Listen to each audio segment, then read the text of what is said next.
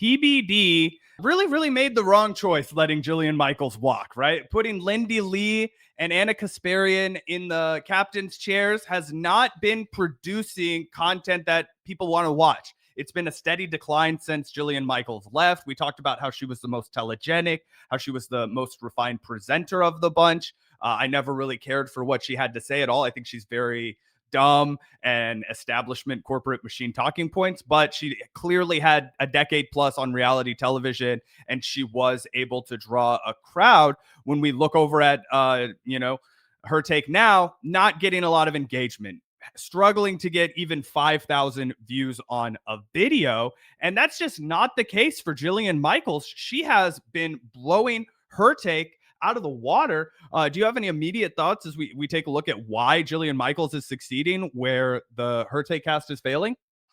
Well, I think that while I agree with everything you said about Jillian Michaels, I do feel like it's important to, remind everyone that it's a bit of a tallest kid in kindergarten situation. Like Jillian Michaels is not that fucking talented. She was good at the Weight Watchers or whatever the fuck it was called. Biggest Loser. Biggest Loser, yeah. But you go back and watch those early episodes of Her Take. It's not like she was fucking killing it. She was reading off her Chat GPT. She barely knew what the fuck she was talking about because she has no business being a political commentator. Same goes for all of her CNN appearances. Like I agree with you that she is more charismatic a host than fucking Lindy Lee. But holy shit, it is a massive deficit of charisma.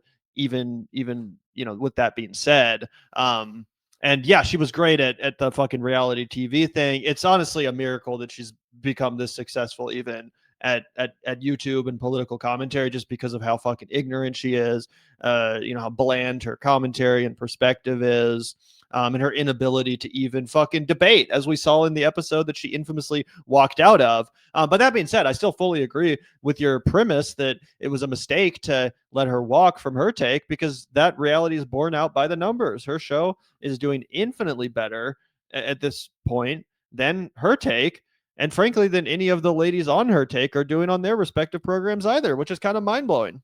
Yeah, it's crazy. And it seems to have come about, this new burst of attention that she's gotten in the aftermath of her leaving Her Take, because you guys will remember when we first started covering Her Take, we were mocking the hell out of this YouTube channel that Jillian Michaels was running. We were like, go back to doing ab crunches, go back to showing people how to make smoothies with 60 grams of protein in it, because you're not a political analyst. Nobody cares about what you're going to have to say, but she has connections and she has a name that people can identify. And I think she's actually the best thing she's done is leverage her name and leverage whatever remaining celebrity she has into getting good guests on her show. Maybe her talent agency is really good at getting good guests on her show. And when I say good, I mean people with a draw amongst the MAGA base who she's looking for right now. You look, she just did a full hour-long episode with Don Jr., got 173,000 views 3 days ago. What's interesting about that is that it seems like the clips from that interview totally ate shit. If you make us a little bit smaller, yeah, there it says like the interview itself did amazing, 173,000. I guess that's not even amazing, but it's a lot better than Her Take. But then the two clips actually did kind of flop, which is interesting, and it does tell me that Don Jr. himself probably has no fucking future as far as inheriting his father's movement. Because if you're going a decently sized show and the clips are only getting 1.5 thousand views, that just means that people don't give a fuck about what you have to say. Like that is a very clear rejection. People don't care about Don Jr., which is what must hurt him, again, given how much they cared about his daddy. Yeah, that's a great observation, and you do see that kind of consistently borne out. Like this is a hour and a half long segment. Dearborn is just the beginning. Navy SEAL Carl Higbie issues a warning. LOL. Some racist bullshit. It literally says issues a warning too. It's a fucking typo in this headline, which I think is hilarious. Of course, the warning is just like Muslims are here, and they're coming to your community just like they came to Dearborn. Your town is going to be the next Dearborn. Why do I have a feeling that that's the warning? Okay, also, I'm not trying to put my tinfoil hat on, but I did just have a thought when I clicked on this, Gavin. What are the chances it's bots? Because how likely is it that you got a video with 10,000 upvotes and not a single downvote? it's very strange, right? Wait, what? This guy. Oh no, it's Oh, not. okay. It just hadn't loaded yet. That's pretty funny. Yeah, it apparently does have some downvotes. That would be a huge red flag. Okay, my bad. I was No, it's all good. It's all good. I could see why you thought that. The one thing I will say though that I would say is worth checking. Typically, the best way to tell if something is bots is if it has a high view count but almost no comments. So if you do want to look at one of those with like over 100,000 views and then see how many comments it has, looks like it has enough comments so that it's probably an organic audience. But it's still interesting. Yeah, and crazy that she got 226,000 views. Like, just that was a big draw for people. I guess it makes sense. Her audience is full of racist people, and this is fear mongering about Dearborn, Michigan. Here's the Mike Baker asshole, 75,000 views. She devoted an episode or a clip to anti-Semitism. That ain't shit. And then she has the Brandon Tatum guy on, and he talks about facts you didn't know, or facts they didn't teach you about slavery. And I did just want to play the intro to this because we mocked the ever-loving shit out of Jillian Michaels because she has a child of like her child is like I believe either biracial or like a black daughter, and she just has absolutely no grasp on the history of slavery in this country at all. And so she brought on an expert to help catch her up to speed. Yeah, this is crazy. And this Officer Tatum guy is literally just who white people have on their show to say the racist shit for them. Because it's harder to criticize you if you trot out a black guy to say all the super racist bullshit that you actually want to say. Slavery. It was only like 2% of white people that owned slaves. Who else were picking that cotton out there?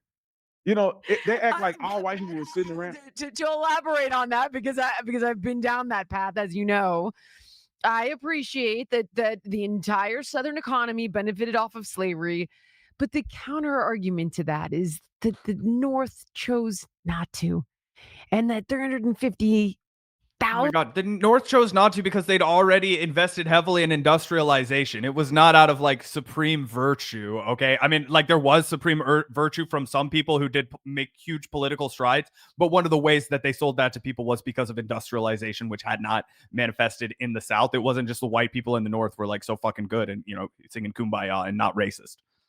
Yeah, I guess at least she did push back on his fucking claim, though.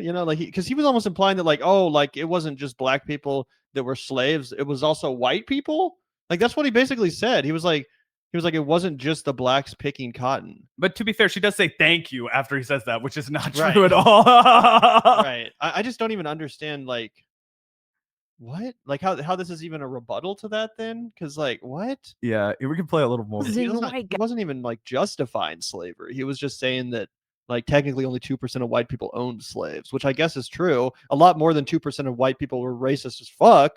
But yeah, it is true that obviously the slave owning class was like the fucking elites, the capitalist, owner class. It wasn't just your average fucking dude with like a mom and pop shop. Oh, yeah, it would be like looking at people who are like landowners in America right now or something like that. It would be a very small population. Yeah. Guys died to end slavery. So it's like, why can't we look at both sides of this? With the point being... Why can't we look at both sides of this, of fucking slavery, of the Civil War? I'm pretty sure we fought that one out a couple hundred years ago or whatever. I'm pretty sure we settled that. Why can't we just look at both sides of this? The Confederates, the Union. Look at the fucking expression on her face. She's like, you think she's like posing for a playbill. Like she's about to, I'm the protagonist on Broadway now, and I'm gonna share some illuminating thoughts on chattel slavery in America. I mean, it's just crazy. She's so dumb. Not all white people are your enemies. Some of them stand shoulder to shoulder with you at the darkest times. Harriet Tubman. And even then I became Harriet Tubman. He just throws out like, is that a white person? Like, what the fuck? What does that have to do with anything? So anyway, it's just like Abraham Lincoln. Yeah. If you're ever, if you people of color out there, if you're ever feeling negatively towards white people, just remember what Abraham Lincoln did. You know what I'm saying? Like, come on. That was a white man. Come on. Some Michael Scott ass shit. Abraham Lincoln once said, "If you are a racist, I will invade you with the North." And this is like, that's a little like, that's what kind of commentary we're getting right here. So anyway, we can take a few minutes more of this while Gavin runs to the bathroom. Oh yeah, definitely. I was worried about it yesterday because it kept like doing the weird angle, but yeah, it looks better now. I don't think you'll have yeah. Blame that on daylight savings, man. Ben Franklin. Gosh, why'd you have to do that, Ben? Damn, I look so much better now. I should have done that like an hour ago. Sorry, guys, I didn't endure my all fucked up, shadowy face. Oh, Zach gets all the sunlight. I'm over here, you know. it's my secret plot, actually. I'm over here. I'm like, hi. Wow, you know what? This guy does look a little radiant. What's his skincare routine? But yeah, let's watch a little bit more of this. Just so crazy. Yeah. A racist for wanting to point that out. When Harriet Tubman started the Underground Railroad, Yeah. she didn't go to La La Land. She went to the North where black people were free. And actually, people don't know this because they don't talk about this for whatever reason. Harriet Tubman was actually married, and her husband was a free black man. And Harriet Tubman's mom and her sister, they were free. And most free black people actually still lived in the South. But Harriet Tubman's husband didn't want her to start the Underground Railroad. They lived together when she was a slave and he was free. The point that I would simply try to make. I don't know if any of that history is accurate at all. Yeah. Also, what was with that weird cut? Like this weird, like why is it edited like that? That just seemed like for one, it just seemed like a complete non sequitur. Like Harriet Tubman, did you know that she was fucking dating a free man? Like it had nothing to do with anything, and then it just weirdly cuts. Yeah, that is weird. Do you think they cut out what he said? My best guess is that he was just rambling, and for the sake of making a, short, catchy clip, they were just like, all right, let's cut you off because this wasn't relevant to the conversation. None of it was relevant to the conversation. But yeah, it's like they're having two different conversations. Like she's saying one thing, he's responding to other things. Like, are they just editing together random sound bites? This is not a coherent discussion.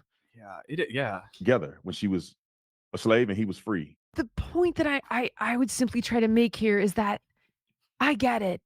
But when we get into like your ancestors did this, what about the people whose ancestors died to end it? What about those guys? Can those guys be your friends? All right, That's what I'm always saying. Dude, can I tell you something fucking cool? So my sister and my grandpa are really into like going down through the family tree and whatnot. And so my family, we come from like Kentucky, like fucking deep in the fucking sticks, right? And one thing I did learn about one of my great grandfathers was he fought in the Civil War, but he actually abandoned the Confederates in Kentucky and fought for the Union. And I was like, so you're listening to one of the descendants of these motherfuckers that turned on their racist ass neighbors. Okay, so sit the fuck down and listen a little bit, Jillian. That's really true. Yeah, 100% it's true. Damn, that sounds like some shit someone would make up about their relative. Like, oh, my uncle was the one fucking Confederate that actually turned on the Confederacy. But that is badass. Yeah. That's awesome. Shout out to that Polston. I'll find a little clipping that I have that shows that he was a registered Union fighter in the Civil War, but he spent his whole life in Kentucky, which I just thought was fucking badass. Yeah, no, that's awesome. Yeah, I guess I've never done that. I guess because I'm always paranoid about sending in my DNA to one of these like fucking companies that's probably going to get bought by like Palantir. Yep. But I would genuinely be interested in finding out about my family history too. Hopefully none of them were fucking like slave owners. That'll be horrible. Oh God, I also found out that there's like a really evil judge in Florida that was like a MAGA judge that like Donald Trump eulogized. That's like a distant cousin of mine. It's a short list of Polstons in this country. So if your last name is Polston, it's easy to find you. Because it's like a misspelling of a Welsh name. So it's, anyway. Also, what about a couple people say that Kentucky like wasn't Confederate? I thought it was like a southern red state, like a Confederate state. Oh, people say they didn't officially declare Confederate or Union. It was definitely the South, though. It was definitely the South. You were the odd man out if you broke for the Union from Kentucky. I would argue probably. Yeah, that's what I would have figured. I mean, you definitely think of Kentucky as being a southern state. Yeah. Yeah. But do you want to play any more of this? Oh, go for it. Yeah, what about people who never owned slaves? Like, what about those people? What about the people who helped Harriet Tubman in the Underground Railroad? Listen, black people couldn't vote. So what about the people who voted for black people to be free from slavery?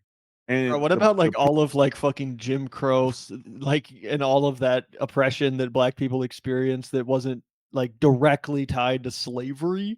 Like this, they want to narrow this entire context to being like, well, what about these white people that fucking like, fought against slavery? It's like, I'm pretty sure black people have experienced oppression at the hands of the white majority in a lot of different complex ways, many of which are related to slavery and happened, as a result of that context, but weren't directly, in that time period. So to just remove all of that context, it's like, yeah, you're just simplifying this for no fucking reason.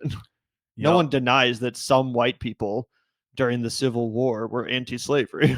Yep. And it was actually 1859 on this day in history yesterday that John Brown was tried and killed for the effort to liberate, slaves and formerly enslaved people. Wow, I actually didn't know that. I saw a thing. I couldn't remember. I saw a tweet about it today, but I think I caught it a day late. That's why I double checked, and I'm glad I did because it was December 2nd, 1859. Damn. Well, R.I.P. to John Brown, obviously a real legend, specifically here in Kansas, or not here in Kansas. We grew up in Kansas. We're in Missouri, but we're close enough to Kansas where they really fucking idolize John Brown. You ever go to the Capitol in Topeka, you'll see the biggest fucking portrait of John Brown ever. It's an epic picture. My mom has a smaller version that is always hung in our living room in the house that I grew up in. Based. Yeah, so I've always loved that painting of John Brown.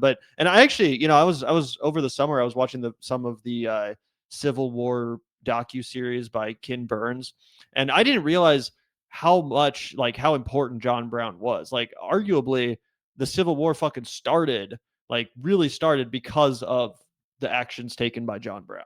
Like, you could argue it would have happened anyway, but basically it was his fucking raids and the results of those raids which directly kicked off the incidents of fighting that became the Civil War. From what I understand, I'm not a historian, but based on what I saw in that documentary, I was like, oh shit, this isn't just one fucking crazy white guy out here killing slave owners. Like, he really was an inciting incident. Yeah, that's really cool to learn. I've always been a fan of John Brown. As Gavin mentioned, we grew up in Kansas. He's like the one based guy you learn about. And I've always put forth that if the Kansas City Chiefs move to Kansas City, Kansas, they should change their name from the Chiefs to the Abolitionists. And then you can still have the guy ride out on horseback with a Bible and a shotgun. You win over, the MAGA cultural people. And then you also win over guys like me and Gavin who are like, fuck yeah, John Brown, we're the abolitionists. Gavin and I would dress up like John Brown and go to games if they did that. It would be awesome. I could see myself as like a 65-year-old man dressing up as John Brown and telling all of the people who go to football games about the rich history of the Kansas border war. But alas, I don't know if that'll ever actually happen. That would be the one seriously compelling reason to move the Chiefs to Kansas, which otherwise I'm totally against. But if they were going to do that, that'd be pretty cool. I do feel like we need to come up with a slightly catchier team name than Abolitionists. That's kind of a mouthful. True. But maybe the Ishinists, the Wobble Knobs, or no, the knob. What are the bald knobbers? The bald knobbers. That's Gavin's guys that he likes from the Ozarks. Yep. Shout out to the bald knobbers. Which it sounds racist. I assure you, it's not.